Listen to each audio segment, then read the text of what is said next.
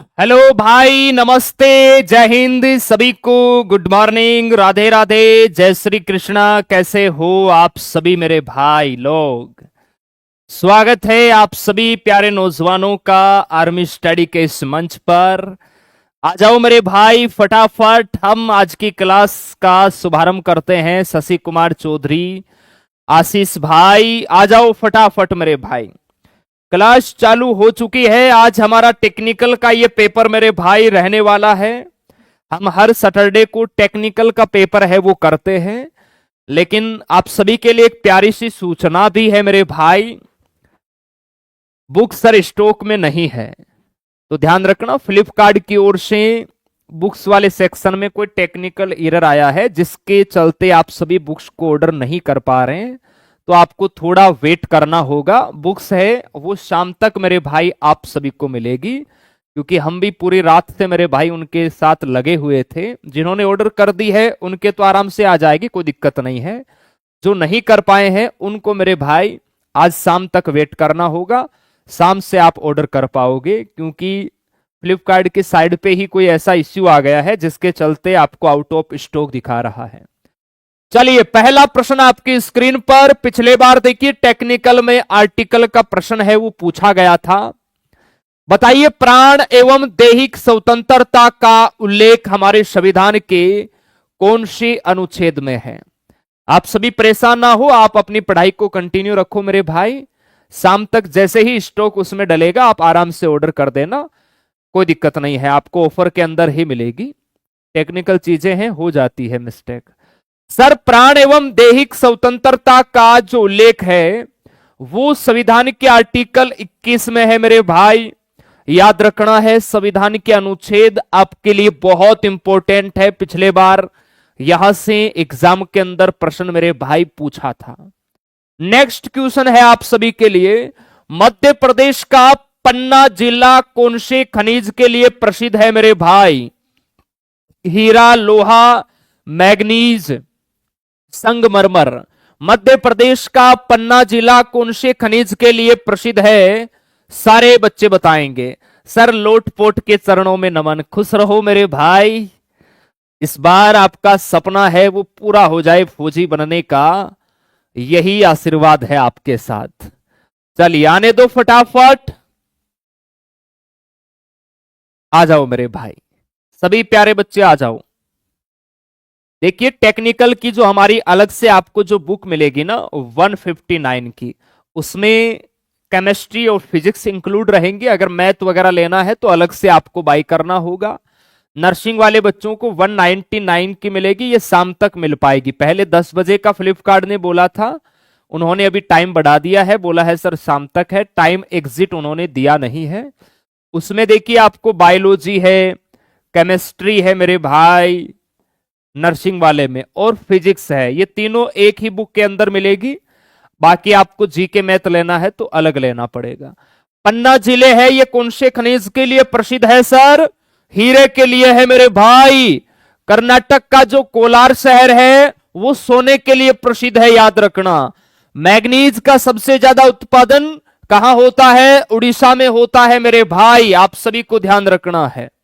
चलिए, नेक्स्ट है नुआखाई उत्सव भारत के कौन से राज्य का एक त्योहार है? पिछले बार देखिए टेक्निकल में प्रश्न आया था। मार्च अप्रैल में आंध्र प्रदेश में कौन सा त्योहार मनाते हैं? उगादी मनाते हैं। तो बिल्कुल उसी पैटर्न पे हमने देखिए त्योहार का प्रश्न है वो डाला है। सभी प्यारे बच्चे बताएंगे। काजल अग्रवाल, सौरभ भाई, सर आर्मी जीडी की ऑनलाइन ओपन नहीं हो रही है। सौरभ भाई, शाम तक हो जाएगा। कोई फ्लिपकार्ट की ही जो फ्लिपकार्ट आप यूज करते हो ना, उस साइड में कोई टेक्निकल एरर आया है, जिसके चलते बच्चों को आउट ऑफ स्टॉक दिखा रहा है प्रोडक्ट। स्पेशली हमारी जो बुक है वो शाम तक ठीक हो पाएगी, हो जाता है। क्योंकि हमने शाम को जैसे बच्चों ने बोला 2 घंटे में 4-5 हजार ऑर्डर लगा दिए, तो उनकी मेरे भाई जो लिंक जो क्रिएट करते हैं अपनी बुक्स का, उसमें कोई एरर आ गया, तो वो शाम तक ठीक हो पाएगा। नुआखाई उत्सव भारत के कौन से राज्य में है जी? उड़ीसा में है मेरे लाला। ऑप्शन बी राइट होगा, शाबाश। कर्नाटक में देखिए आपका मेरे भाई हम्पी कर्नाटक में है, कोणार्क महोत्सव है, कोणार्क तो सॉरी उड़ीसा में है। कर्नाटक में कंबाला भैंस दौड़ का आयोजन कर्नाटक में होता है। हम्पी महोत्सव का आयोजन कर्नाटक में होता है, याद रखना। असम के अंदर आपका बिहू, तमिलनाडु में पोंगल त्योहार है, ये तमिलनाडु का प्रसिद्ध है मेरे भाई, याद रखना है। ठीक है, चलिए आगे चलिए। वेदों की ओर लौट चलो यह नारा किसने दिया मेरे भाई? वेदों की ओर लौट चलो यह नारा किसने दिया? सारे बच्चे बताएंगे। चलिए, बहुत शानदार मेरे भाई। वेदों की ओर लौट चलो यह नारा किसने दिया? स्वामी दयानंद सरस्वती ने दिया मेरे भाई। इन्होंने ही, ध्यान रखना, 1875 में आर्य समाज की स्थापना की थी मेरे भाई। क्लियर है? तो वचन नारे भी आपको याद रखना है। नेक्स्ट है भारतीय थल सेना के प्रमुख बताओ। पिछली बार मेरे भाई वर्तमान सीडीएस कौन थे ये आपसे पूछा गया था। बताइए भारतीय थल सेना के प्रमुख कौन है अभी वर्तमान के अंदर? सारे बच्चे बताएंगे।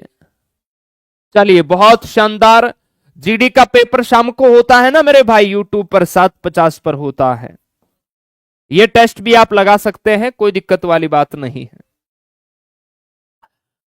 हाँ जी, तो देखिए वर्तमान के अंदर थल सेना प्रमुख कौन है? ऑप्शन यहां पर बी जो बता रहे हैं जनरल उपेंद्र द्विवेदी, वो परफेक्ट बता रहे हैं। और पिछले बार टेक्निकल में प्रश्न आया था वर्तमान में भारत के सीडीएस कौन है, तो लेफ्टिनेंट जनरल अनिल चौहान है। दिनेश कुमार त्रिपाठी है, ये मेरे भाई वर्तमान के अंदर नेवी प्रमुख है, याद रखना। अमरप्रीत सिंह है, ये वर्तमान में एयरफोर्स के एयर चीफ मार्शल है अमरप्रीत सिंह। आप सभी प्यारे बच्चों को ध्यान रखना है। चलिए, बहुत बढ़िया। सभी प्यारे बच्चे बताएंगे। टेक्निकल में 5 ही प्रश्न आते हैं जीके के। आपका स्कोर मेरे भाई क्या हुआ आगे ध्यान रखना है। फिजिक्स, केमिस्ट्री के और मैथ्स का बहुत ही शानदार सेशन होगा। पूरा टेस्ट आप सभी को लगाना है। और बुक है ये मेरे भाई, शाम तक आप ऑर्डर कर पाओगे। क्लियर है? तो परेशान नहीं होना है। दिन में आप अपनी पढ़ाई को कंटिन्यू रखना, बार बार कॉल भी नहीं करना है कि सर बुक ऑर्डर नहीं हो रही है। फ्लिपकार्ट की मेरे भाई साइड में ही कोई बुक्स वाले सेक्शन में कोई टेक्निकल एरर आ गया है, जिसके चलते वो स्टॉक नहीं डल पा रहे हैं, है ना। तो वो जैसे ही ठीक होगा, स्टॉक डलते ही आप ऑर्डर कर पाओगे। ओके, सिंगल बुक भी आपको मिल जाएगी, शाम तक ले लेना आराम से। आइए सर, जय हिंद जय भारत।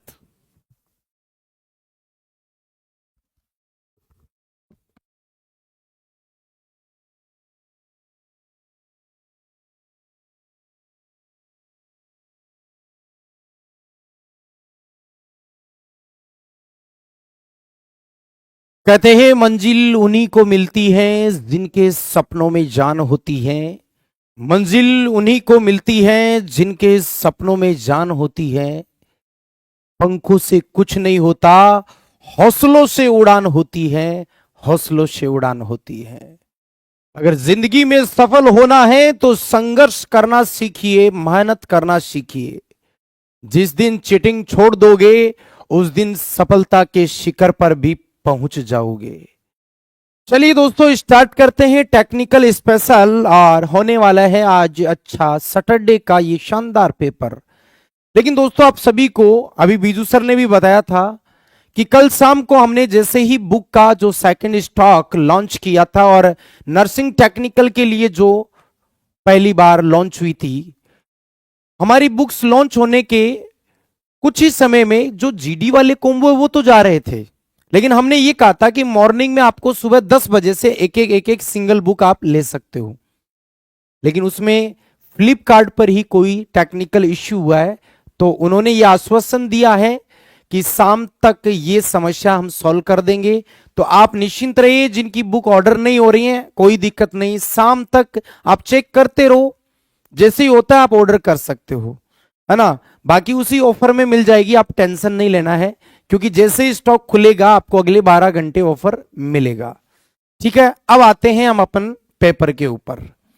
तो चलिए, हमारा पहला क्वेश्चन न्यूमेरिकल क्वेश्चन दिख रहा होगा कि 10 किलोग्राम द्रव्यमान की वस्तु के वेग को 2 मीटर प्रति सेकंड से 4 मीटर प्रति सेकंड करने के लिए कितना कार्य करना होगा। अब आपको पता होगा इस सवाल में एक लॉजिक लगेगा, और वो लॉजिक क्या लगेगा, हमें निकालना क्या है जी, कार्य निकालना है,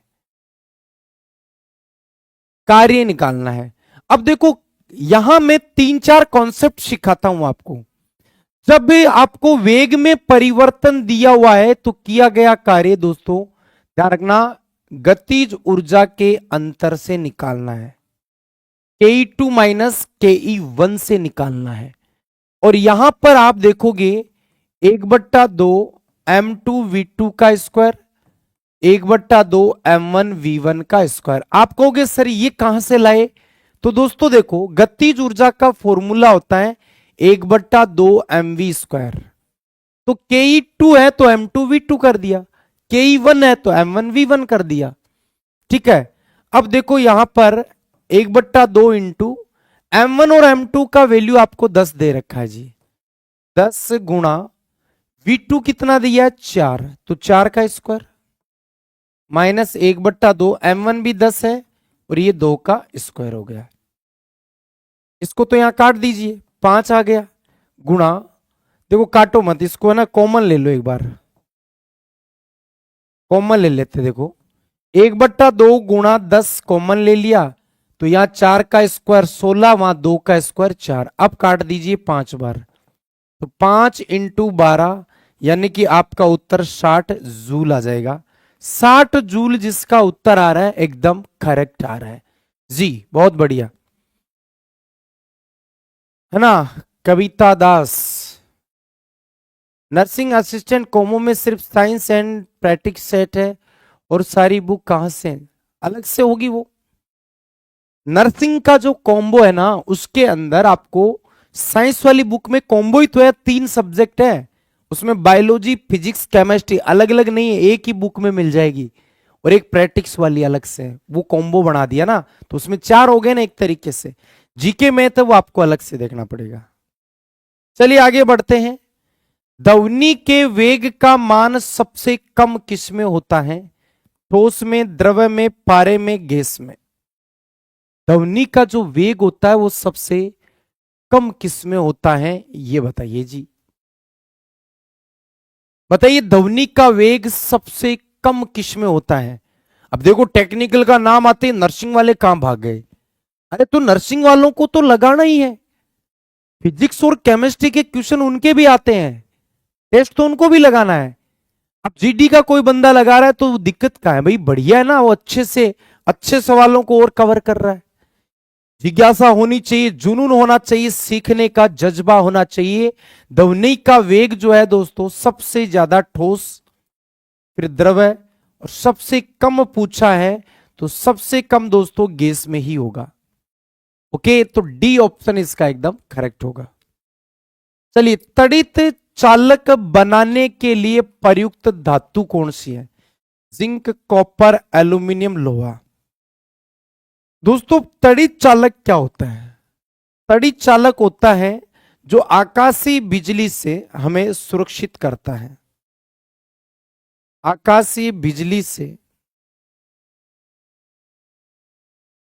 हमें सुरक्षित रखता है।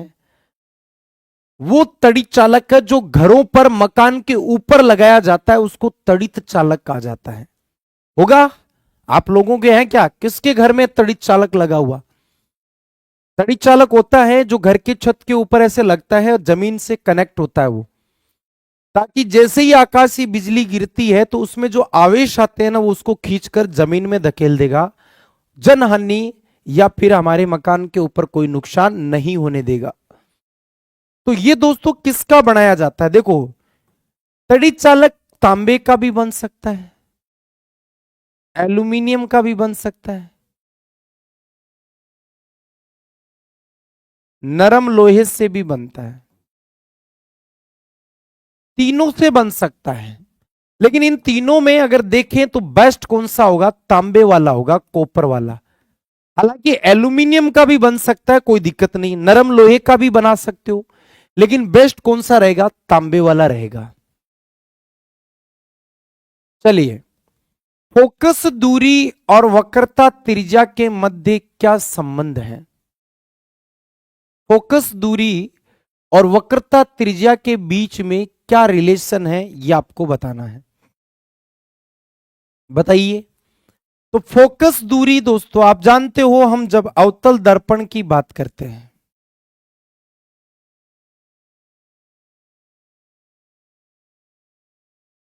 ठीक है,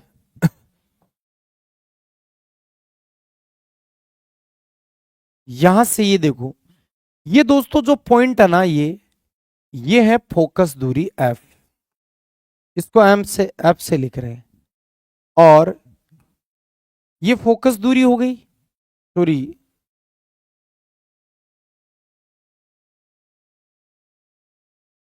ये तो फोकस बिंदु है, हाँ फोकस बिंदु, और यहां से यहां तक ये फोकस दूरी है, और यहां से यहां तक की ये टोटल दूरी आर है। अब आपको पूछा फोकस दूरी और वक्रता त्रिज्या, इन दो में क्या रिलेशन है?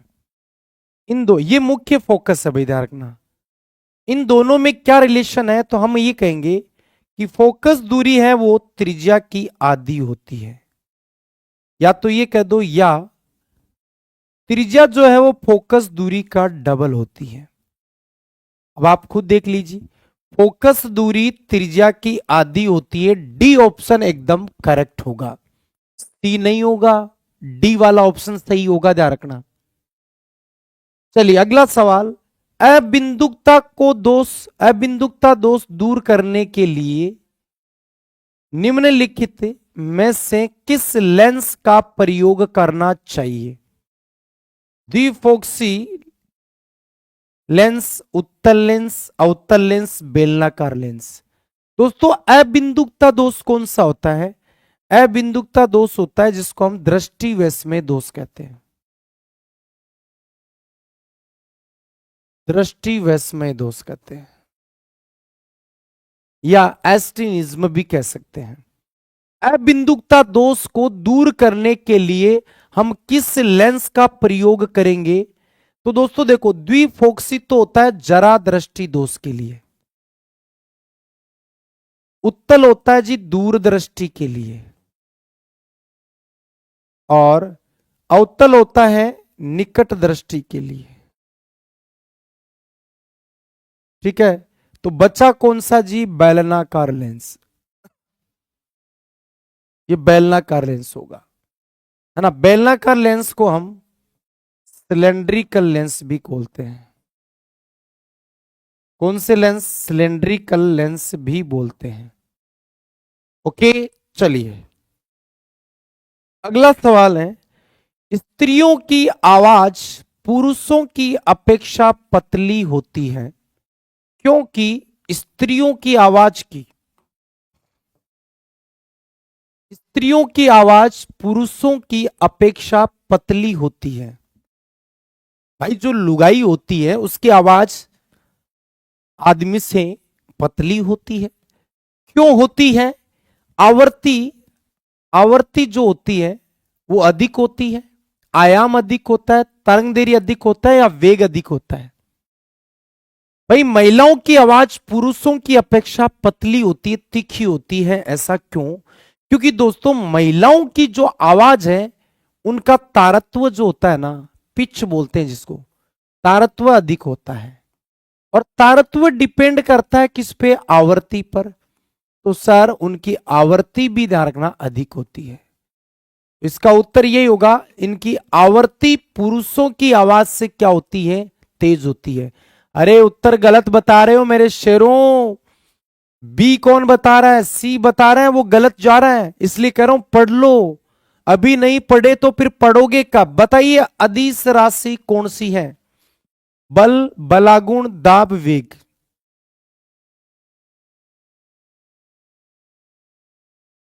Scalar, scalar quantity. बताइए अदिश राशि कौन सी है, स्केलर क्वांटिटी कौन सी है, अदिश राशि कौन सी है? तो दोस्तों देखो, वेग सदिश है, बल आगुण सदिश है, बल असदिश है। दाब दोस्तों कैसी राशि है? दाब अदिश राशि है। ये स्केलर क्वांटिटी है। चलिए अगला सवाल, उत्तल लेंस किस प्रकार का प्रतिबिंब नहीं बना सकता है? उत्तल लेंस किस प्रकार का प्रतिबिंब नहीं बना सकता है? भाई साहब उत्तल को हम बोलते हैं जी कॉन्वेक्स। क्या बोलते हैं जी? कॉन्वेक्स बोलते हैं। तो उत्तल लेंस है वो किस प्रकार का प्रतिबिंब नहीं तैयार कर सकता? बताओ उत्तल लेंस कैसा प्रतिबिंब नहीं बना सकता है? असली, असली का मतलब होता है वास्तविक। असली का मतलब वास्तविक, उल्टा और छोटा ये तो बना सकता है। भाई उत्तल लेंस जो है ना अवतल दर्पण की तरह व्यवहार करता है। अवतल दर्पण के जैसा प्रतिबिंब बनाएगा। अब देखो असली, वास्तविक, उल्टा, बड़ा ये भी बना सकता है। आभासी, सीधा और बड़ा ये बना सकता है, लेकिन ये नहीं बना सकता। आभासी, सीधे और छोटे नहीं बना सकता, क्योंकि ये काम अवतल लेंस करेगा। लेंस में अवतल लेंस और दर्पण में उत्तल दर्पण, यही बना सकता है। तो ये नहीं बना सकता प्रतिबिंब। सी ऑप्शन इसका करेक्ट होगा। नेक्स्ट है, संवेग की इकाई क्या है? Unit of moment. संवेग की यूनिट क्या है, इकाई क्या है? मतलब आपको मात्रक बताना है जी संवेग का क्या होगा।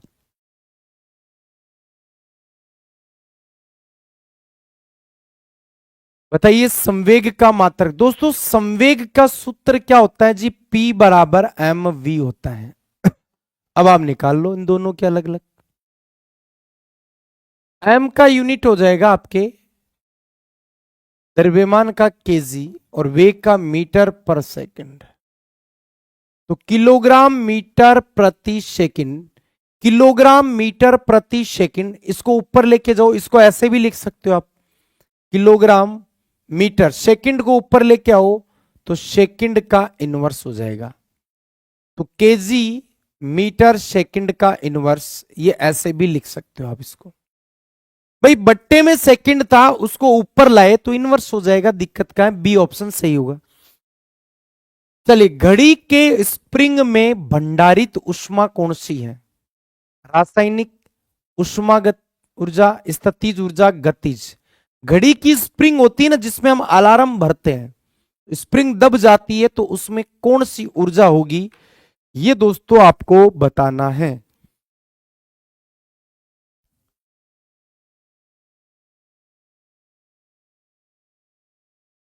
बताइए घड़ी के स्प्रिंग में भंडारित ऊर्जा कौन सी है?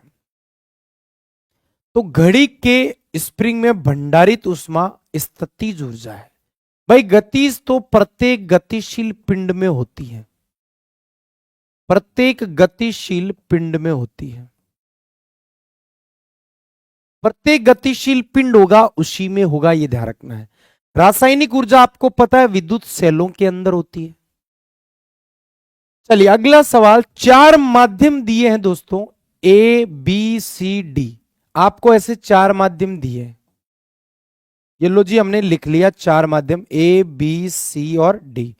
इन चारों के दोस्तों आपको अपवर्तनांक दे रखे हैं, रिफ्रैक्टिव इंडेक्स।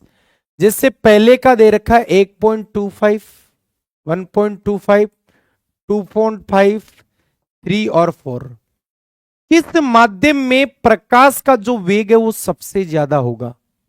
अब अगर आपको यह पता है कि प्रकाश की चाल का अपवर्तनांक के साथ रिलेशन क्या है, तो देखो प्रकाश की चाल व्यतकर्मानुपाती होता है 1/, अपवर्तनांक 1/μ।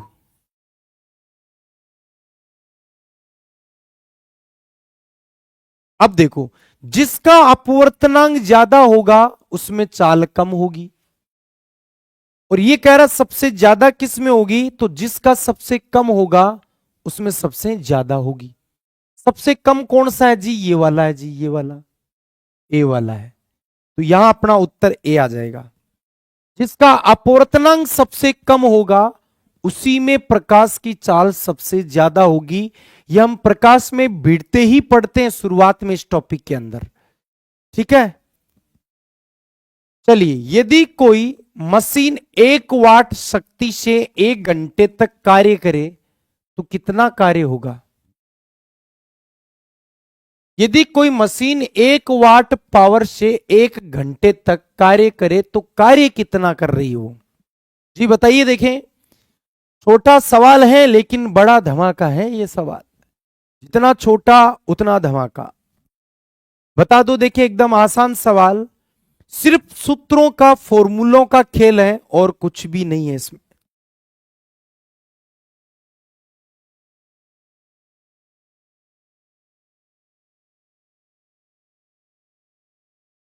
बताइए। तो दोस्तों देखो, आपको दिया क्या है? 1 वाट शक्ति, आपको पी दे रखा है 1 वाट। ठीक है, 1 घंटा टी दे रखा है आपको 1 घंटा। आपको पता है समय आपको घंटे में नहीं लेना है, इसको आप बदलो, सेकंड में बदलो तो 60 × 60 सेकंड, मतलब 1 घंटे में 3600 सेकंड आ जाते हैं। तो आपको निकालना क्या है? डब्लू। तो डब्लू बराबर होता है, देखो P बराबर होता है W/T। डब्लू निकालना है तो डब्लू बराबर P/T। ये फॉर्मूला है, शक्ति का सूत्र है, कार्य करने की दर। ठीक है, तो यहां पर P आपको 1 दे रखा है, समय आपके पास 3600 है, तो यहां से उत्तर आ जाएगा 3600 जूल। कार्य का मात्रक क्या होता है? 3600, तो 3600 जूल इसका सही जवाब हो जाएगा।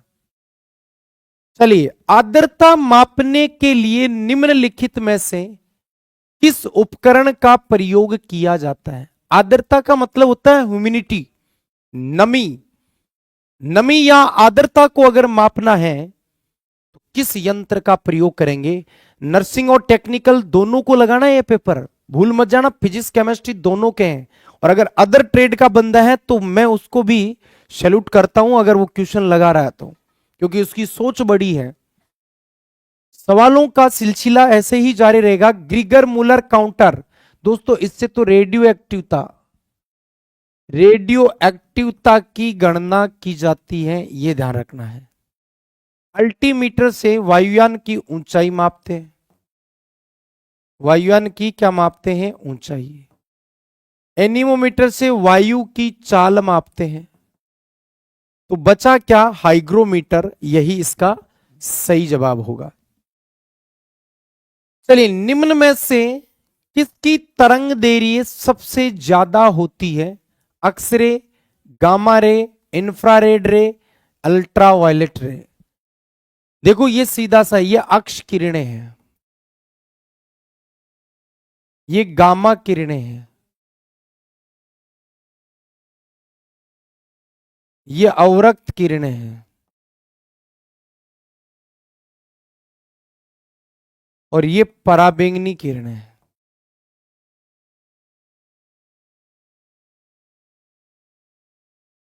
अब दोस्तों देखो, सबसे ज्यादा तरंग दैर्घ्य किसकी है ये पूछ रहा है, तो यहां पीछे से आओ। सबसे ज्यादा रेडियो की होती है, रेडियो के बाद में सूक्ष्म तरंगों की होती है, उसके बाद अवरक्त की होती है, अवरक्त के बाद दृश्य प्रकाश की होती है, दृश्य प्रकाश के बाद पराबैंगनी की होती है।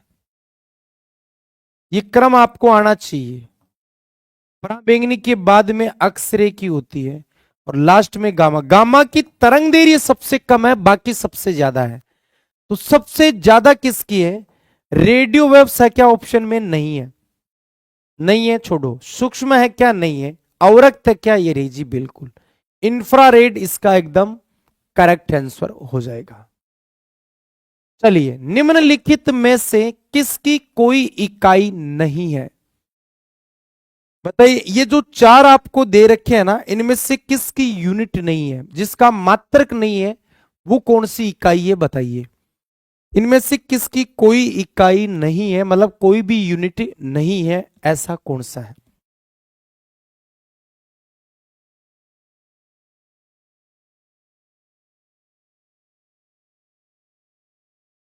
आने दीजिए, शाबाश।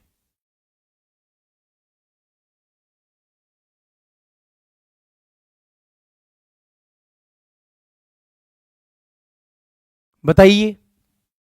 तो यहां पर घनत्व की तो देखो है भाई, केजी पर मीटर क्यूब। दाब का न्यूटन पर मीटर स्क्वायर, विस्थापन का मीटर। अपवर्तनांक की दोस्तों कोई भी यूनिट, कोई भी मात्रक नहीं होता। अपवर्तनांक मात्रक विहीन और विमा विहीन दोनों है, ध्यान रखना। जिसकी न तो कोई विमा है, न कोई इसका कोई मात्रक है। चलिए, जमाव मिश्रण किसका बनाया जाता है? जमाव मिश्रण किसका बनाया जाता है, यह आपको बताना है। केमिस्ट्री के हैं 10, 15 फिजिक्स के हो गए, अब 10 केमिस्ट्री के भी है। जमाव मिश्रण किसको बोलते हैं? हिमकारी मिश्रण जिसको बोलते हैं हम, हिमकारी मिश्रण भी बोल सकते हैं इसको। आइसक्रीम को जमाने के लिए जो मिश्रण तैयार करते हैं वो जमाव या हिमकारी मिश्रण है। आपको ध्यान रखना है उसमें क्या होता है जी, उसमें HCl का यूज, भाई एसिड है, एसिड का यूज थोड़ी करेंगे, एसिड का यूज कभी भी नहीं करेंगे। पानी और नमक यूज करेंगे तो जमेगी कैसे? नहीं। NaCl और बर्फ का मिश्रण होता है, उसमें बर्फ के अंदर नमक डाला गया है ताकि वो जल्दी से जम जाए, उसी को हम जमाव मिश्रण, हिमकारी मिश्रण कहते हैं। नेक्स्ट देखो, हाइड्रोजन का कौन सा समस्थानिक रेडियो सक्रिय होता है? ट्राइटियम, ये होता है दोस्तों 1H3, प्रोटियम 1H1 और ड्यूटेरियम 1H2।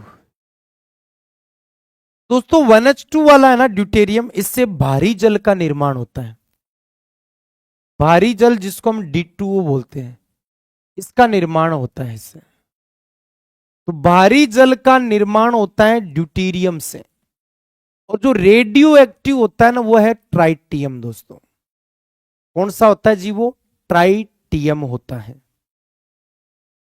चलिए आगे बढ़ते हैं। निम्नलिखित में से कौन सा एक क्लोरीन का सही इलेक्ट्रॉनिक विन्यास है? क्लोरीन का इलेक्ट्रॉनिक विन्यास कौन सा होगा? मतलब कक्षाओं में इलेक्ट्रॉन बताने आपको। वेरी गुड, आने दो। सेशन को एक बार लाइक भी ठोको, जितने भी बंदे हैं लाइक ठोकी दबाकर। और जिनका बुक ऑर्डर नहीं हो रहा है ना, टेंशन मत लीजिए, शाम तक जो फ्लिपकार्ट पर अभी जो रेंट कार्ड पर टेक्निकल इश्यू आया ना, वो शाम तक सॉल्व हो जाएगा। आप शाम तक आराम से बुक ऑर्डर कर सकते हो, क्योंकि जैसे ही शाम को लिंक खुलेगा उसके अगले 12 घंटे तक आपको ऑफर मिलेगा। तो निश्चिंत रहें, ऑफर शाम तक खुल जाएगा तो आपको ऑफर वहीं से शुरू हो जाएगा मिलना।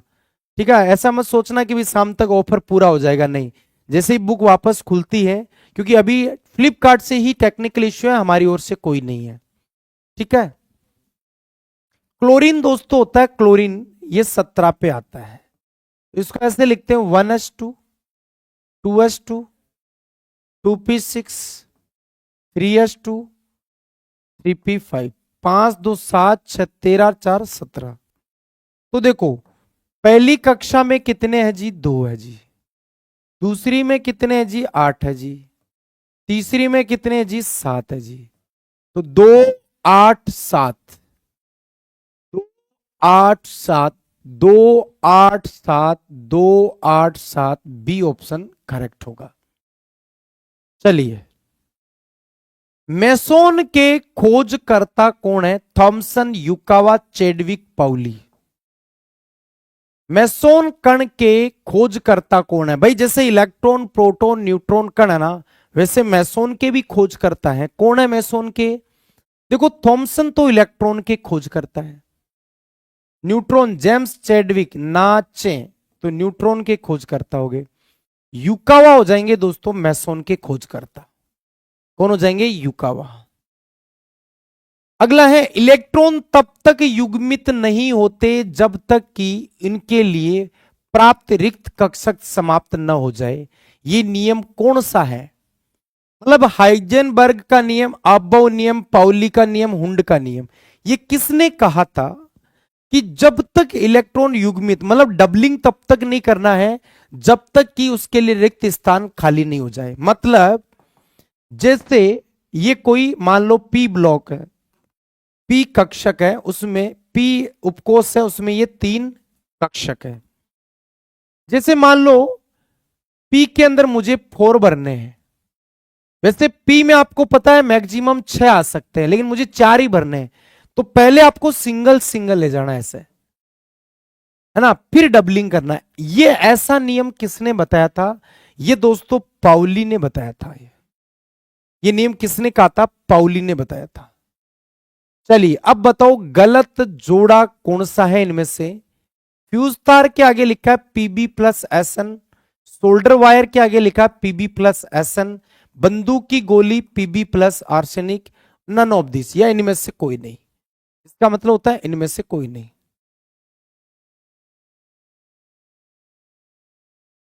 गलत जोड़ा बताना है कौन सा है इन 3 में से। चौथा है भाई सारे सही है तो इनमें से कोई नहीं हो जाएगा। आने दीजिए क्या होगा। देखो फ्यूज तार लेड और टिन से बनता है, एकदम सही कह रहा है। सोल्डर वायर टांका लेटा कर लगाते हैं, लेटा सही है। बंदूक की गोली में लेड और आर्सेनिक होता है, तो ये इनमें से कोई नहीं। सारे ही सही है, तो ये तो सभी सही है, सभी के सभी सही है। तो हमने कहा इनमें से कोई नहीं, गलत है ही नहीं इनमें से। सी कैसे कर रहे हो आप लोग? नाभिक की खोज रदरफोर्ड ने किन कणों की सहायता से की थी? अक्स, बीटा, अल्फा, गामा। नाभिक की खोज रदरफोर्ड ने कौन से कणों की सहायता से की थी? तो दोस्तों रदरफोर्ड ने, आप सबको पता है रदरफोर्ड ने एक प्रयोग किया था। रदरफोर्ड ने एक प्रयोग किया था जिसका नाम है अल्फा परिकिरणन प्रयोग। कौन सा प्रयोग? अल्फा परिकिरणन प्रयोग किया था, जिसको दोस्तों हम ऐसे लिखते हैं 2He4 का होल ट्वाइस प्लस 2। तो सीधा सा है, अल्फा कणों के आधार पर ही इन्होंने नाभिक को खोजा था। आवर्त सारणी के किस आवर्त में लेंथेनोइड तत्व पाए जाते हैं? आपको पता है दोस्तों 2 श्रेणियां हैं, एक एक्टिनोइड और एक लेंथेनोइड।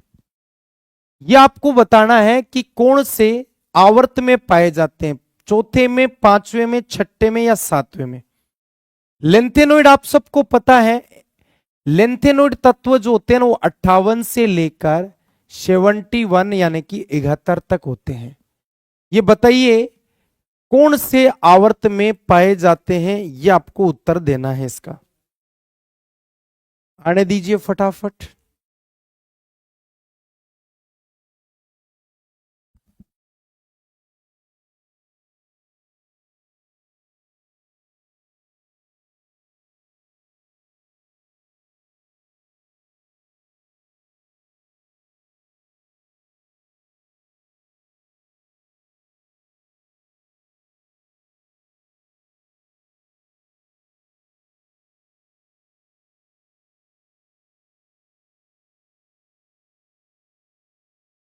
आने दीजिए किस आवर्त में होंगे, बताओ देखिए।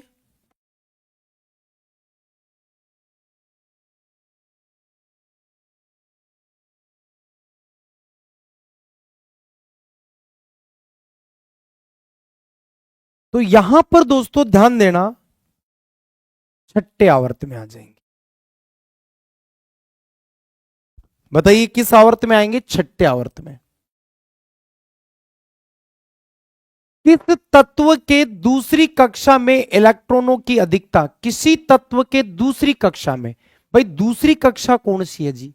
देखो पहली कक्षा n बराबर 1 है तो कक्षा k है, n बराबर 2 है तो कक्षा l है, n बराबर 3 है तो कक्षा m है, n बराबर 4 है तो कक्षा n है। अब दोस्तों दूसरी कक्षा कौन सी है? दूसरी कक्षा l है।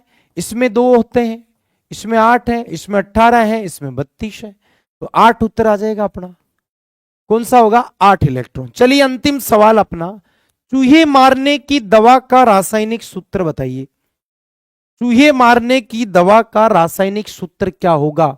दोस्तों इसको बोलते हैं मतदान शई, पता हो तो आपको, चुनावी शई, लूनर कास्टिक बोलते हैं। ये होता है मर्क्यूरिक सल्फाइड, इसको सिंदूर बोला जाता है। इसे सर्प विषरोधी सुई बनाई जाती है, विषरोधी सुई बनाई जाती है। और ये है दोस्तों चूहे मारने की दवा Zn3P2 जिंक फॉस्फाइड। अब बताओ, देखिए 15 और 10 25 में से आपका क्या स्कोर हुआ है? 25 साइंस के हैं, 5 आपके जीके के हो चुके हैं। अब आगे 20 आपके मैथ और रीजनिंग के भी हैं। चलिए लगाइए बढ़िया तरीके से, अंत तक टिकना है। और बुक पे जो अभी फ्लिपकार्ट पर इश्यू आया ना, वो शाम तक क्लियर हो जाएगा। शाम तक आप ना देखते रहना, थोड़ी थोड़ी देर में अगर खुलता है तो आप ऑर्डर कर सकते हैं, नो डाउट। जिनका ऑर्डर हो चुका है या नहीं हुआ है तो वो घबराए नहीं, ध्यान रखना। शाम तक आपको जैसे ही पोर्टल खुलेगा वापस, आपको उसी वक्त से आगे आपको ऑफर मिल जाएगा। ओके, ये ध्यान रखना है।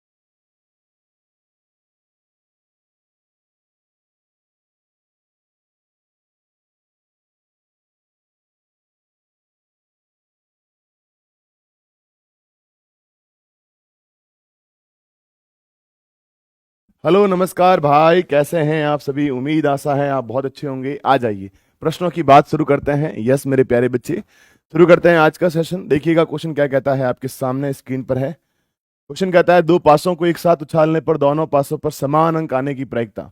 मेरे प्यारे भाई, जब दो पासे उछालोगे तो 6 की घात 2 यानी 36 परिणाम होंगे सर। तो कुल परिणाम जो आपके पास है लाडले, वो 36 है। बोलो यस सर। कुल परिणाम कितना है सर? 36 है। अब प्रश्न में कहा दोनों पर समान अंक आने की प्रायिकता। तो सर दो पासे आपने उछाले तो दोनों पर समान अंक की संभव घटनाएं आपके पास कितनी हो सकती है? तो सर संभव घटनाएं आपके पास 1 1, 2 2, 3 3, 4 4, 5 5 और 6 6। ये संभव घटनाएं आपके पास 6 संभव है। कुल आपके पास 36 है। तो जो प्रायिकता रहेगी लाडले, प्रायिकता जो रहेगी मेरे प्यारे बच्चे, बताओ क्या रहेगा जवाब आपका? संभव अपॉन कुल घटना। यस मेरे लाडले, संभव अपॉन कुल घटना, संभव अपॉन कुल घटना। तो यहां से आप एक बात सच कहेंगे कि सर 6 बटा कुल घटनाएं कितनी है? 36। 6 बटा 36 1 बटा 6 इस प्रश्न का सही जवाब रहेगा। बिल्कुल बेटा, टेक्निकल मैथ आती है और उसके बेसिस पे आपको तैयार करना है। आ जाइए, अगला क्वेश्चन देखिएगा कि यदि y बराबर साइन एक्स स्क्वायर प्लस 1 है तो आपको dy बाई डी एक्स बताना, यानी differentiation with respect to x बताना है। मेरे प्यारे भाई, आपको मैंने बताया था जब आपके पास दो फंक्शन आते हैं, जैसे एक साइन बी फंक्शन है सर, फंक्शन 1 आपके पास साइन है और फंक्शन 2 जो है वो आपके पास एक्स स्क्वायर प्लस 1 है। जब आपके पास दो फंक्शन आते हैं तो अलग अलग दोनों का जो है आप अवकलन कर लीजिए। आप यहां पे एक चीज कर सकते हैं सर, जब आप डी बाई डी एक्स अगर साइन एक्स करेंगे तो ये आपके पास कॉस एक्स रहेगा सर। यानी मेरे प्यारे भाई, कॉस आपके पास फंक्शन क्या है? एक्स स्क्वायर प्लस 1 रहा। फिर मेरे प्यारे भाई डी बाई डी एक्स अगर आप एक्स स्क्वायर प्लस 1 का निकालते हैं तो आपको D by D x square का अलग निकालना है plus D by D x 1 का अलग निकालना है। अब यहां पर मेरे प्यारे बच्चे सूत्र आपको ये भी याद रहना चाहिए कि sir D by D x अगर एक्स की पावर एन का निकालते हैं तो एन एक्स की पावर एन माइनस 1 होता है। बोलो ये सर बात सही है? तो यहां से मेरे प्यारे बच्चे इसको जब हम सॉल्व करेंगे तो 2x रहेगा और प्लस क्या रहा? 0। तो ये मेरे लाडले 2x रहा। तो इस फंक्शन का जो है राइट जवाब आपका क्या रहा? 2x रहा।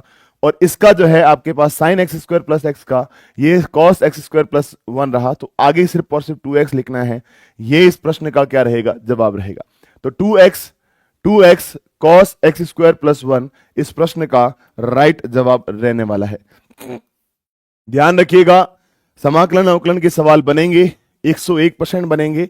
करीब करीब 10 प्रश्न जो है आपके मेरे प्यारे भाई, करीब करीब 10 प्रश्न जो है आपके 11th-12th की मैथ से आने वाले हैं। तो यहां पे मेरे प्यारे बच्चे थोड़ा सा ध्यान रखकर अपनी तैयारी को चेक बैक करते जरूर रहें, क्योंकि सूत्र जो है उस पे बेस्ड क्वेश्चन बनेंगे, लेकिन वो आपको आने चाहिए। ठीक है जी, बोलो यस सर। आ जाओ, नेक्स्ट क्वेश्चन कहता है tan 4 गुणा tan 43 गुणा tan 47 और ये लाडले गुणा tan 86 है। यहां से देखिएगा tan 4 डिग्री को आपने नहीं छेड़ा, इसके पास आप tan 86 डिग्री लेके आए, फिर गुणा tan 43 को आपने नहीं छेड़ा, इसके पास आप tan 47 को लेके आए। बोलो यस सर। इसे मेरे प्यारे बच्चे tan 86 को आप tan 90 - 4 डिग्री लिख सकते हो। बोलो यस सर। और tan 90 - 4 डिग्री मतलब cot 4 डिग्री, cot 4 डिग्री और tan 4 डिग्री तो पड़ा है, कोई दिक्कत नहीं है। tan 4 cot 4 गुणा tan 43 और गुणा cot आप यहां पे 43 लिख दीजिए। इसको भी सॉल्व करोगे, tan 90 - 43 ही तो है ये। अब देखिए tan थीटा और cot थीटा का गुणा जो होता है, tan theta into cot theta जो होता है मेरे लाडले, वो आपके पास क्या बनता है, 1 बनता है। क्या बनता है सर, 1। तो tan थीटा cot थीटा आपके पास क्या बना, 1 गुणा tan थीटा आपके पास और cot थीटा आपके पास गुणा क्या रहा, 1। 1 इसका राइट आंसर रहेगा। राइट आंसर मेरे प्यारे बच्चे 1 रहने वाला है। इस प्रश्न का सही जवाब 1 रहेगा। अभिषेक शर्मा कह रहे हैं सर ये x+1 कहां से आया। मेरे प्यारे बच्चे x² + 1 का x² + 1 का अवकलन जो है वो है 2x और sin x का क्या होता है, cos x। तो दैट इज वाई आपने ये लिखा। ठीक है, थोड़ा सा सोचना पड़ेगा और उसके बाद करने की जरूरत है ना, थोड़ा सा सोचना पड़ेगा और उसके बाद करने की जरूरत है। आ जाइए नेक्स्ट क्वेश्चन। एक मीनार की परछाई उसकी ऊंचाई के बराबर है, तो सूर्य का उनतास कोण क्या होगा। मेरे प्यारे बच्चे आप सभी को पता होना चाहिए कि ये इस प्रकार से जो है एक डायग्राम है, जिसमें ये आपके पास मीनार है। मीनार की जो ऊंचाई है सर वो परछाई के बराबर है। ये भी x है, ये भी जो है आपके पास x है। प्रश्न में कहा कि जो सूर्य का उनतास कोण है वो थीटा क्या है, वो बताना है सर। यहां पर बेटा 90 डिग्री ये होता है, ये मेरे लाडले आधार है, इसे a लिखते हैं। ये सर लंब है, इसे l लिखते हैं सर। तो बेटा यहां पे एक सिंपल सी बात समझना, tan थीटा बराबर लंब बटा आधार होता है। मेरे प्यारे भाई tan थीटा बराबर लंब आपके पास x है सर, आधार भी आपके पास x है, x कट गया तो tan थीटा बराबर 1 आया। बेटा 1 tan में 45 का मान होता है सर, tan 45 का मान 1 होता है सर। तो यहां से मेरे लाडले tan से tan को आपने बोला टाटा बाय बाय, जरूरत नहीं है आपकी। तो थीटा का मान क्या रहा, 45 डिग्री रहा सर। थीटा कितना रहा, 45। लीजिए मेरे प्यारे बच्चे, इस प्रश्न का आंसर डी रहने वाला है। नेक्स्ट क्वेश्चन कहता है बनाना शब्द के अक्षरों के क्रमचयों की संख्या कितनी है, कितने तरीके से लिख सकते हैं सर। बनाना जो है लाडले, इसे आप कितने प्रकार से लिख सकते हैं। तो इसके लिए आपको फॉर्मूला याद होना चाहिए। अगर आपके पास भिन्न भिन्न वर्ण पुनरावृत्ति में आए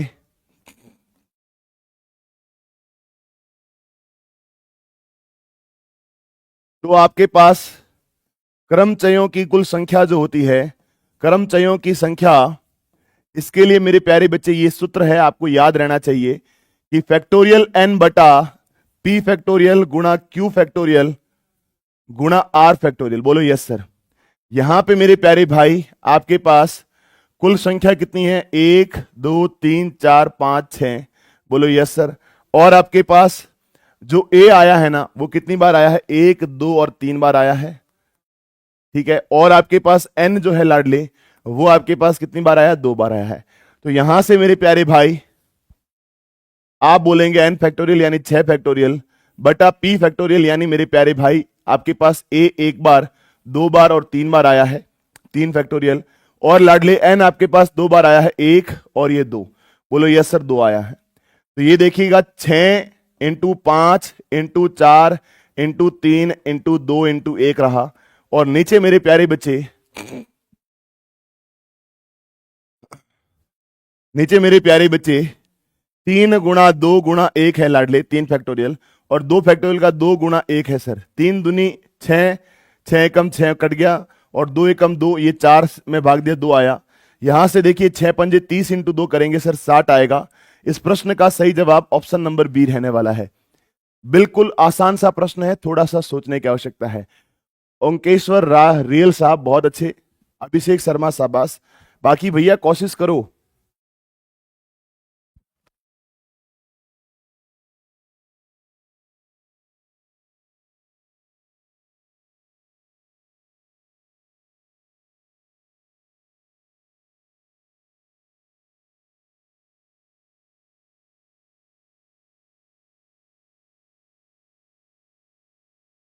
हाँ जी मेरे प्यारे बच्चे, शमशीर अगले साल जो है आएगी बेटा, अभी तो नहीं कह सकता, नेक्स्ट ईयर जो है हम डेफिनेटली किताब को लॉन्च करेंगे। देखिए मेरे प्यारे भाई, आपके पास क्वेश्चन है, किसी पार्टी में 30 व्यक्ति एक दूसरे से हाथ मिलाते हैं तो पार्टी में कितने हैंडशेक हुए। वैसे इस क्वेश्चन में आपको इस प्रकार से करना है, 30 में से 2 का चयन हो रहा है, 30 व्यक्ति हर एक जो है 2 व्यक्ति आपस में हाथ मिलाते हैं, या फिर आप एक फॉर्मूला याद रख सकते हैं n गुणा n-1 बटा 2। ये फॉर्मूला भी आपका वर्क करता है, ठीक है। आपके पास 30 व्यक्ति है, n बराबर 30 है, तो 30 गुणा 29 बटा 2 यानी मेरे प्यारे भाई 15 गुणा 29 कर सकते हैं आप, और 15 नम 135 का 5 13 असल का 15 दूना 30 और 13 मेरे प्यारे भाई 435। इस प्रकार से रहा आंसर। लेकिन अगर आपको लगता है नहीं सर मुझे तो प्रॉपर ये मेथड से करना है, तो NCR ये भी आपको फॉर्मूला याद होना चाहिए, factorial n upon factorial r गुणा फैक्टोरियल n माइनस r होता है। यानी आप यहां पे कहेंगे फैक्टोरियल 30 बटा फैक्टोरियल 2 गुणा फैक्टोरियल 28। इसे आप 30 इंटू 29 इंटू फैक्टोरियल 28 लिखेंगे, क्योंकि नीचे फैक्टोरियल 28 अवेलेबल है, ये कट जाएगा और ये मेरे लाडले 2 इंटू 1 रहा। तो आप देखेंगे 30 इंटू 29 बटा कितना रहा सर 2, वापस से 435 ही आंसर आने वाला है। तो आप एक तरीका समझिए कि आप कोई भी चीज को जो आपको लगती है सर बहुत टिपिकल है, उसको आप मैथमेटिक्स से कर सकते हैं। वैसे इसकी ट्रिक मैंने आपको बता दी है, ये ट्रिक भी याद रख सकते हैं। और ये वाला जो है परफेक्ट मेथड है कि 30 में से 2 का चयन 30C2 है ना, कॉम्बिनेशन का फॉर्मूला है, लगाना है, कर लोगे, बिल्कुल हो जाएगा शमशेर, अगर आप एयरफोर्स एक्स ग्रुप की तैयारी कर रहे हैं तो।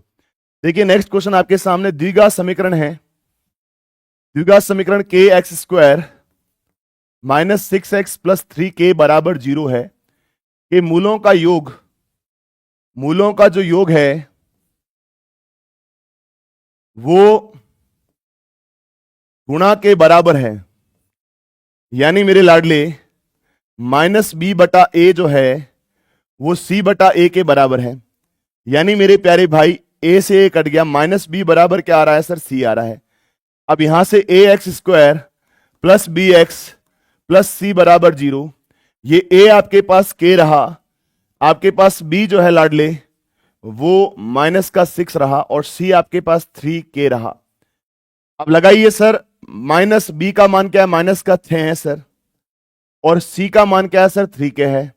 माइनस माइनस क्या हो जाएगा सर, प्लस हो जाएगा, तो माइनस माइनस प्लस की वजह से 6 रहा ओनली, बराबर 3k है।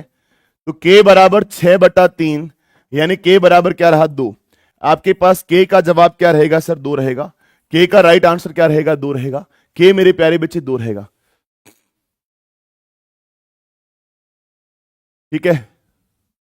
मोहित कुमार जी, ये ऐसा लेवल अगर ना आए तो मुझे बताना, आता है बेटा, तुम एग्जाम देने जाओगे ना तब पता लगेगा यार ये चीज वास्तव में आती है। और हमें जो है आर्मी स्टडी एकमात्र चैनल है जिसमें टेक्निकल मैथ पढ़ाई भी जारी है, ठीक है। कोई भी नहीं पढ़ा रहा है, किसी के पास टेक्निकल के टीचर भी नहीं है लाडले, हकीकत तो यही है। आप कहीं पे भी पढ़ लेना, टेक्निकल मैथ पढ़ाई नहीं जा रही है टेक्निकल मैथ में, ठीक है। जब टेक्निकल लेवल आ गया तो टेक्निकल मैथ तो पढ़नी पड़ेगी ना बॉस। आ जाओ नेक्स्ट क्वेश्चन देखिए, आपके पास बहुत अच्छा प्रश्न है, शानदार प्रश्न है। ये आपके पास क्वेश्चन है किसका, मैट्रिक्स का। पिछली बार मैट्रिक्स और डिटरमिनेंट के दोनों के प्रश्न आए थे।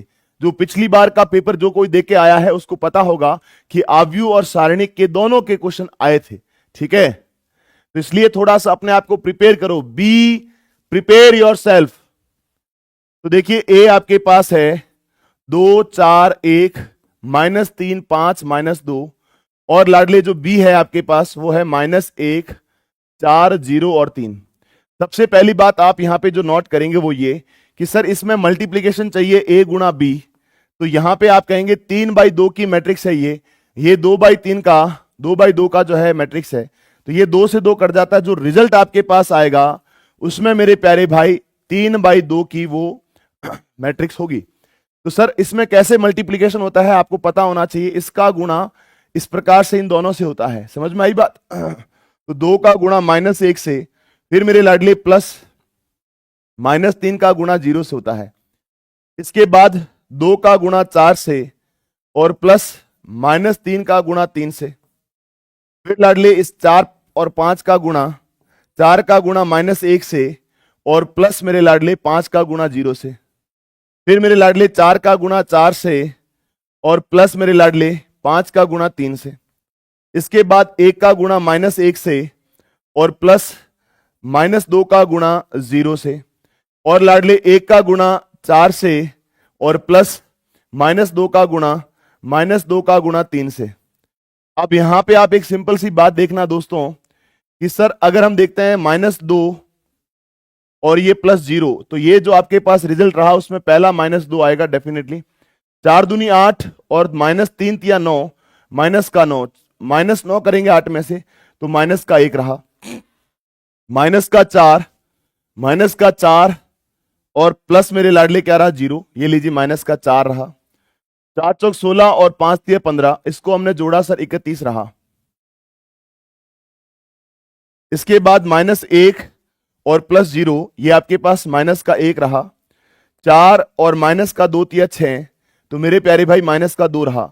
लीजिए माइनस का 2 रहा, तो -2 इसमें आ रहा है, इसमें आ रहा है, इसमें आ रहा है, इसमें नहीं आ रहा, गलत हो गया। -1 इसमें नहीं आ रहा है सर, इनमें दोनों में आ रहा है, ठीक है। -4 आ रहा है, -4 इसमें नहीं आ रहा है। राइट आंसर हमारा विकल्प नंबर बी रहेगा, बी हमारा राइट आंसर रहेगा। थोड़ा सा सोचिएगा समझिएगा, गुणनफल करना है, आराम से हो जाएगा। अगला क्वेश्चन आपके पास सम्मिश्र संख्याओं का है कि अगर आपके पास z बराबर a प्लस आयोटा b है तो उसका मॉड्यूल जो होता है वो आपके पास a² प्लस b² होता है। प्रश्न में कहा 5 + 2 आयोटा और लाडले गुणा -3 -7 आयोटा है।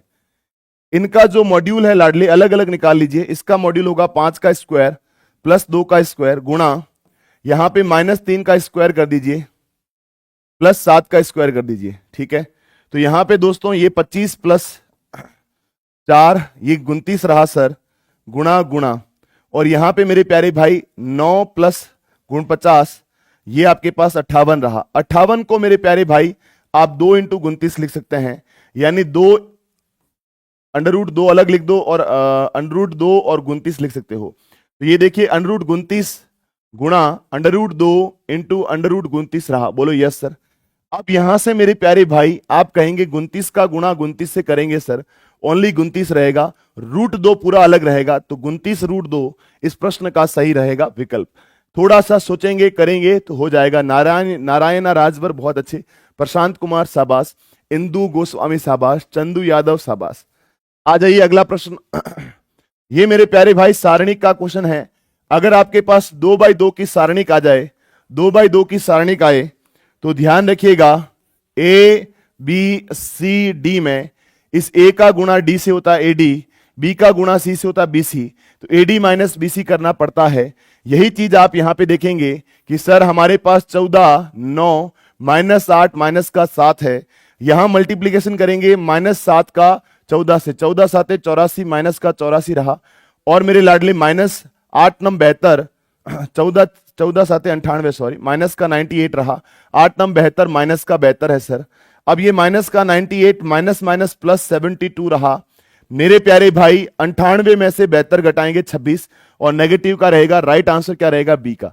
मैं इतना तो मान के चलता हूं कि जब आप टेक्निकल में जा रहे हैं लाडले, टेक्निकल आर्मी की तैयारी कर रहे हैं, तो आपके पास जो 12th था उसमें 11th में और 12th में आपके पास मैथ्स होगी, और ये चीजें आपको बहुत अच्छे से आनी चाहिए। अगर इसमें गलत कर रहे हो ना, इसमें गलत कर रहे हो तो सोचने का विषय है, ठीक है, सोचने का विषय है सर। इसमें अगर गलत कर रहे हो सोचने का विषय है। सारणी का बेसिक लेवल है कि A का गुणा D से, B का गुणा C से, और ये आपके पास अप्रोच रहती है। मैंने 3 की सारणी दी नहीं, अगर 3 की देता तो और तुम क्या करते भाई हैं। आ जाओ कुछ अर्थमेटिक के क्वेश्चन भी देख लेते हैं। संख्या 97 के प्रथम 7 गुणज का औसत, तो ध्यान रखिएगा संख्या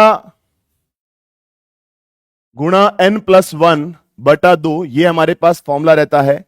संख्या यहां पे क्या लिखी हुई है 97 गुणा n, मेरे लाडले कितना है 7 है, तो 7 + 1 8/2 रहा। यहां से मेरे लाडले 2 का भाग 8 में दिया 4, 97 × 4 करना है। 7 चौक 28 का 8, 2 हासिल का 9 चौक 36 और 2 38, 388 रहेगा इस प्रश्न का जवाब। बोलो यस सर। आ जाओ अगला सवाल कहता है किसी संख्या में 20% की वृद्धि करने पर संख्या 600 हो जाती है, बताओ वह संख्या क्या थी। मेरे लाडले अगर 100 की संख्या है, इसमें आपने 20% बढ़ा दिया, यानी बेटा वो 120 हो गई। 120 किसके बराबर है सर 600 के। एक बराबर होगा 600/120। मेरे प्यारे भाई एक का मान क्या आएगा सर, एक का मान आएगा 5। बोलो यस सर, एक का मान आया 5। एक का मान क्या आया सर 5 आया। अब बेटा प्रश्न में एक का मान 5 आया है, क्वेश्चन का जवाब जिसका भी 300 आ रहा है, सोचने की आवश्यकता है। देखिए किसी संख्या में 20% वृद्धि करी, 100 120 बराबर 600 के, 120 600 में भाग दिया सर 5 आया। एक बराबर 5 है, तो 100 बराबर मेरे लाडले 500 रहेगा। 100 बराबर क्या रहेगा 500। बोलो यस सर, 500 हमारा ऑप्शन नंबर सी रहने वाला है। ठीक है, सी आंसर रहेगा। अरे वह संख्या क्या थी, ये प्रश्न में पूछा है, सोचो बेटा क्या कर रहे हो लाला। एक समबाहु त्रिभुज का क्षेत्रफल √3 वर्ग सेंटीमीटर है। मेरे प्यारे भाई समबाहु त्रिभुज का क्षेत्रफल √3/4 गुणा a² होता है और बराबर √3 है। √3 से √3 स्वाहा। a² बराबर क्या रहा सर 4, 4 ऊपर जाएगा ना। 4 किसका स्क्वायर होता है 2 का, स्क्वायर से स्क्वायर कट गया। भुजा मेरे पास क्या रही सर 2 रही। आपको भुजा ही पूछी है और इस क्वेश्चन का जवाब ऑप्शन नंबर बी रहने वाला है। क्या रहेगा बी। आ जाओ अगला क्वेश्चन क्या कहता है कि वर्ग का क्षेत्रफल 324 है, a² बराबर 324 है। सर हमसे भुजा का मान पूछा है। 324 किसका स्क्वायर होता है सर जी 18 का। स्क्वायर से स्क्वायर कट गया, a बराबर 18 रहा। भुजा मेरे लाडले कितनी रही 18 रही। भुजा मेरे लाडले कितनी रही 18 रही। ध्यान रखिएगा वर्ग का क्षेत्रफल जो होता है, वर्ग का क्षेत्रफल जो होता है वो मेरे लाडले a² होता है और a² बराबर 324, 324 18 का वर्ग रहा। मेरे प्यारे भाई ये a बराबर 18 रहेगा। Yes sir. आ जाओ नेक्स्ट क्वेश्चन कहता है संख्या 150 में 10% कमी करने पर वह संख्या क्या होगी। मतलब 150 गुणा 90/100। बताओ भाई क्या रहा, बताओ दोस्तों क्या रहा। अगर आपने 10% कम किया कोई संख्या में, फ्लिपकार्ट का स्टॉक खत्म हुआ है मेरे प्यारे बच्चे, वहां पे फ्लिपकार्ट में कुछ ग्लिच आया है और वो टेक्निकल ग्लिच क्या है, बड़े परेशान करते हैं। तुमने नोटिस किया होगा कि बड़े से बड़ा प्लेटफॉर्म होता है ना, उस पे भी ग्लिच आ जाता है। वो हिंदुस्तान की कोई गवर्नमेंट की ऑफिशियल साइट होती है ना, उसमें भी आ जाता है। ये तो फ्लिपकार्ट है, तो एक ग्लिच आया है जो तुमने रात भर जो है एक साथ 20 से 30 हजार ट्रैफिक जो है एक बुक्स के पीछे पड़ जाता है ना, तो उनको डर लगने लग गया कि ये हो क्या रहा है। तो वो ग्लिच क्या बड़ा भयंकर आया, वो इसके लिए तैयार नहीं थे। अब जो है वो तैयार हो रहे हैं और आपके सामने बुक्स अवेलेबल हो जाएंगी। लगातार लगे रहो मेरे लाडले, मिल जाएगी। 15 नम कितना होता है 135 होता है। 135 इस क्वेश्चन का आंसर रहेगा।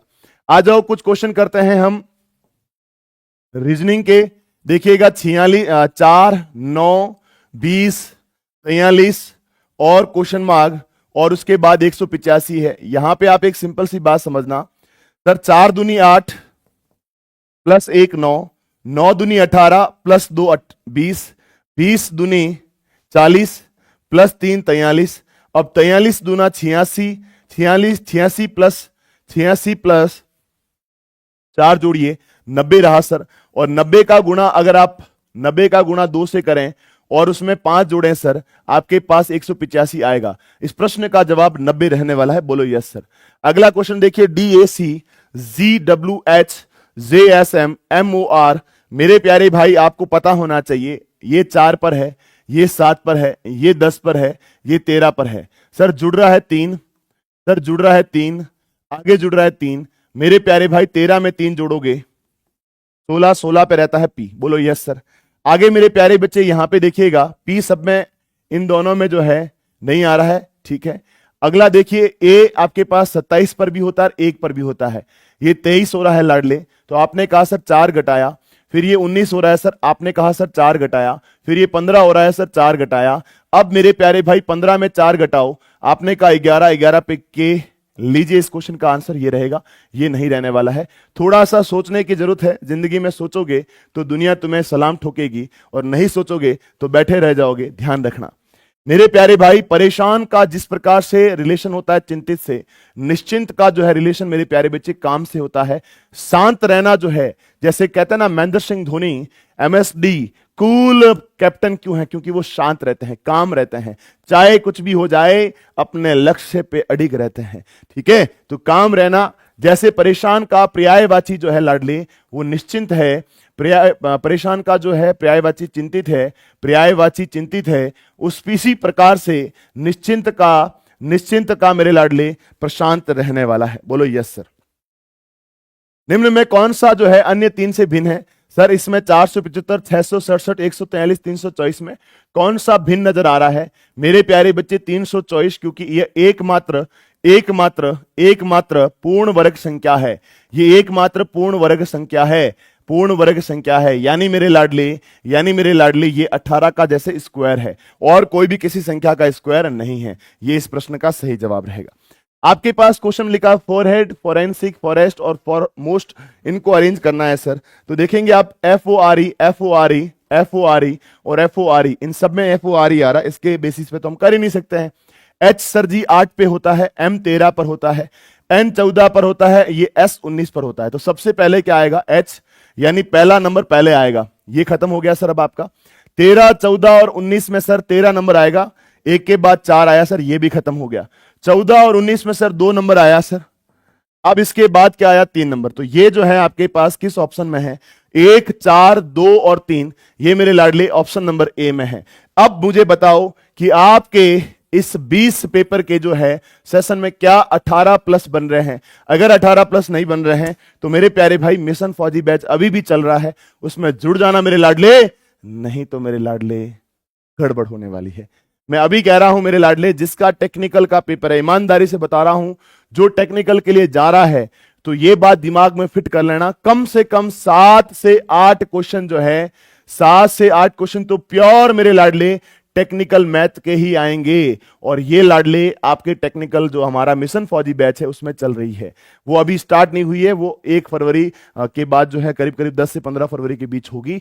और इसलिए मेरे प्यारे बच्चे जुड़ जाना, क्योंकि लोग कहते हैं हम करके दिखाते हैं। ठीक है, आज के लिए इतना ही। सभी को बहुत सारा प्यार। Love you all, take care, जय हिंद, जय भारत, बाय बाय।